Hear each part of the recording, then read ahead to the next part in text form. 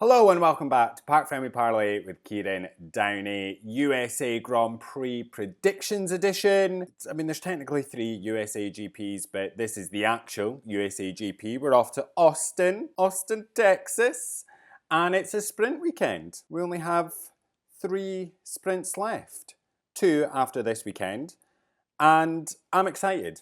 I am very excited for this weekend. I love Austin. I think it's a fantastic track. The racing is always fairly decent. There is a few moments throughout the race where you're like, oh, is this going to be it? Like, is this everything that's going to happen? Is that it?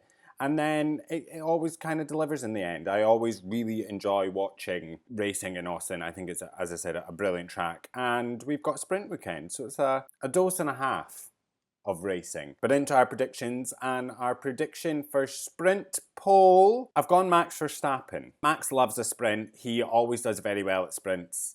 Hold on, let me rephrase that actually. Max probably actually hates sprint races. He probably hates the whole format. However, he is a driver that tends to do fairly decently whenever we have a sprint race. And the reason that I'm saying this is because when we obviously have sprint races, we'll get 2 less practice sessions.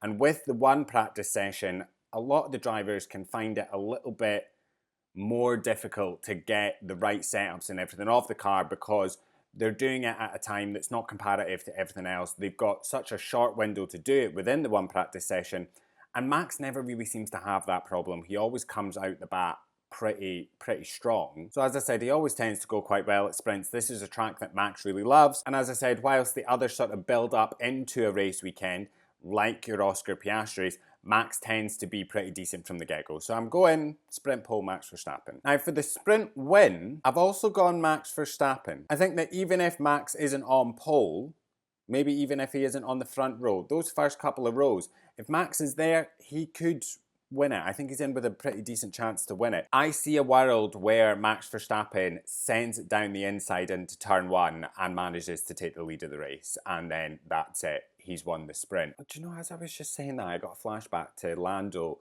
leaving the door open, leaving such a gap into turn 1 that Max managed to just sneak up the inside, send it up the inside, and take the lead from Lando. I'm going a Max Verstappen. I think it's a pretty safe bet. If Max is at the front of the grid, there's a very big chance that he will go and win the race. And for pole position for the main race, I've gone Max Verstappen. There's a bit of a theme here. Listen, if he can do it in qualifying for the sprint, he can do it in qualifying for the main race. I think McLaren will run very well around this track. I think it's a track that will suit their car. However, what I am seeing is a Red Bull that is working. It's working. It looks a lot easier to drive. I know Max has been, he was complaining about it last time when we were in Singapore, but it is a car that seems to be a little bit better in terms of its handling. The issues that we've seen with that car up until a few races ago seem to have sort of subsided a little bit, and he's getting better results. Singapore is out of the way, his bogey track is done, and he managed to run fairly well around there. He loves Austin, as I said.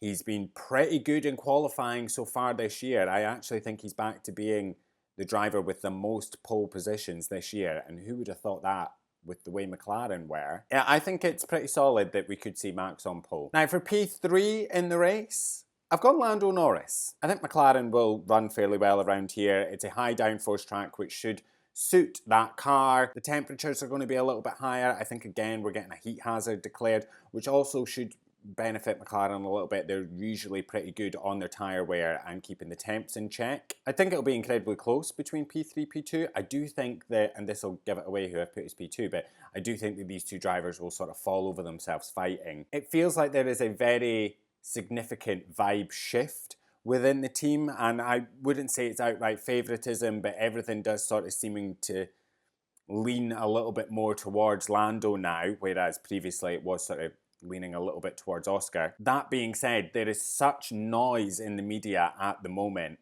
that I think it will have a little bit of an effect on both the drivers. So I'm going P3 for Lando Norris.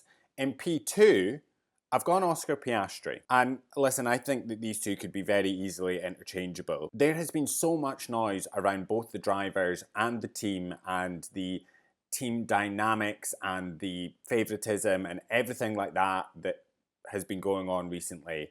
So much so that he is actually eclipsed McLaren winning the Constructors' Championship. Like, that got completely drowned out by all of the noise and attention on the dynamic between Lando and Oscar and the team. And I do think that the amount of noise and the amount of fuss and everything around that situation will affect the drivers. This will be a huge weekend for McLaren and for both the drivers. Because the Constructors is secured and wrapped up, there is no reason for the team to be meddling in any of the situations now. They should just be free to go and race. And if anything happens this weekend, it's only going to fuel the flames more with what the team decide to do. And I think that the squabbling and the intra-team battle, as I said, I think it'll end up with the drivers maybe falling over themselves a little bit and allow P1 to, go and secure that win a little bit more comfortable. And for P1 in the race, I've got Max Verstappen. I don't think that's a surprise to anyone. I'm putting all my eggs in Max's basket for this weekend. I want to add a little bit more spice, call me crazy, but I want a little bit more spice in the Drivers' Championship. And what better way to do that than for Max to close the gap even further to the McLarens? I just think that would be fabulous.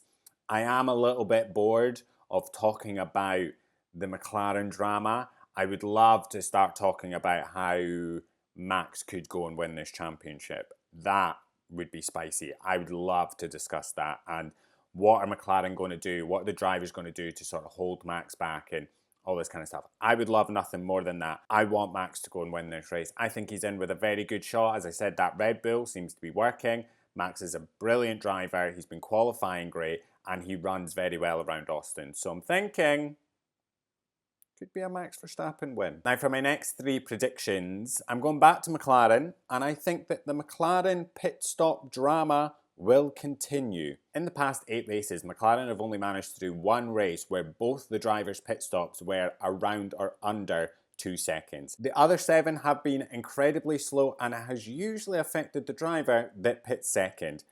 There seems to be a curse. There seems to be something going on with that second pit stop, and I'm saying we will see it again this weekend. Listen, it could all be fluff. We could all be reading into something that's not really there, but I'm telling you, there's something seems to be going on with that second pit stop. For my next prediction, Hülkenberg gets back into the points, and my God, would I love to see it. Hülkenberg hasn't scored a single point since his podium at Silverstone. Hülkenberg really just got that podium, got that P3, and then bounced. He was like, see ya. Not a single point on the board since Silverstone is wild, considering that the Sauber has been running fairly well and Bortoletto's had some decent performances. I think Austin's the time to get it together, get some points in the bag, because it's been too long now.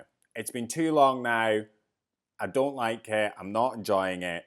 Hülkenberg back in the points. And finally, and this is a bit woo-woo, this is even more woo-woo than the McLaren pit stop drama.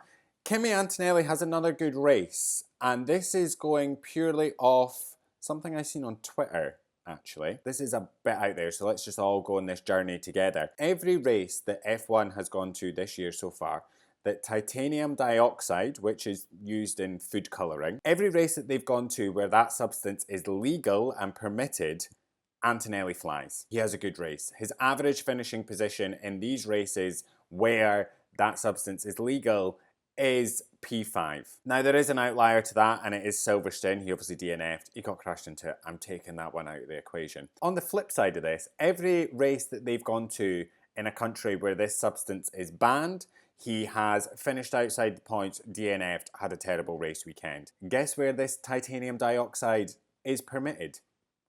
The United States, Austin, Texas. Listen, it's a stretch. It is a bit woo-woo, even for my standards. I mean, there's absolutely no logic in it. It's pure vibes, and watch him bloody DNF in both races now. But I'm putting it out there, I think it could be a good weekend for Antonelli. I think this could actually be a decent weekend for Mercedes. I don't see it being a podium or anything like that. I mean, watch George go and win this now. But I think there should be some decent points. I was a little bit worried about the heat hazard thing, and Mercedes usually struggles, but actually they did bloody brilliantly in Singapore. George Russell for the win. So You never know, but I think Antonelli should have a pretty decent race, hopefully. Another good race, some points in the bag. And that is everything from us. Let us know your predictions in the comments down below. We will see you very soon. I love you. Bye.